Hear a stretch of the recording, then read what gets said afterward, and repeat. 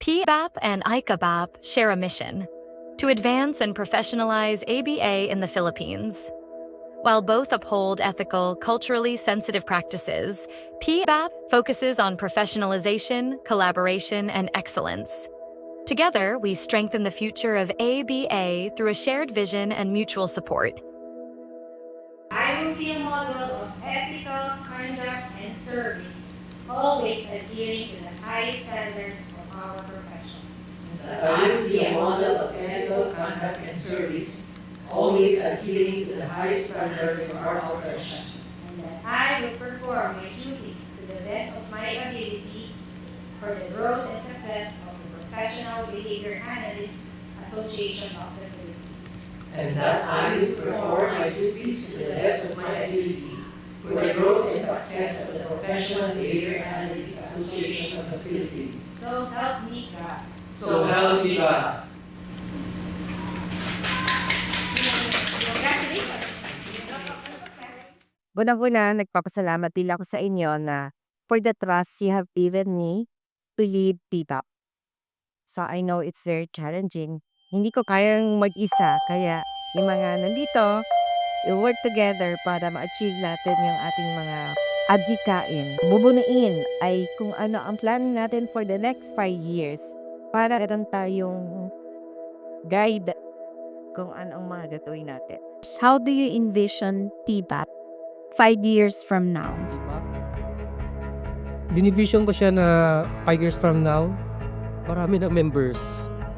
Yan ang parang dream ko talaga na dumami yung mga practitioners, mga certified registered practitioner ng ABA. Yung members magkaroon ng certifying body, and at the same time sa dami ng members ay also envision PBAP na magkaroon tayo ng mga regional representatives, hindi lang sa Manila, like for example yun, Upper North, gano'n, hanggang sa Mindanao, na members din sila ng PBAP, na instead na si main lang yung nagpapatakbo, meron tayong mga committees and all. Ang PBAP yung magpo-push ng mga trainings para may mga own na mga trainers din na hindi na natin need na mag-invite pa.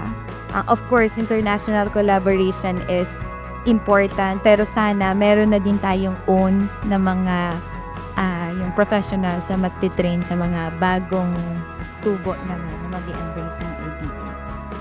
At ini-vision ko rin na meron ng 5 na universities na nabibigay ng supervisor level na training or certificate diploma, or maybe mas magandang pangarapin na in that 5 years meron nang nag-o-offer ng course ng MA Ed with specialization in ABA, or even if it's MA Psych with specialization in ABA. I strongly believe papunta tayo doon. I can see that it's coming. Number 1, nasa top priority ko is to promote ethical and high-quality ADA practices. Kaya yun yung isa rin sa dream ko yan is to provide legit evidence-based practices, especially or including to the marginalized sectors. We have to have that identity, branding, and the Filipino side of what makes Filipino ABA different. They get to see the importance of having an organization like PBAP. Pag sinabing PBAP, ito tayo, taas ang standard na Filipino ang culture.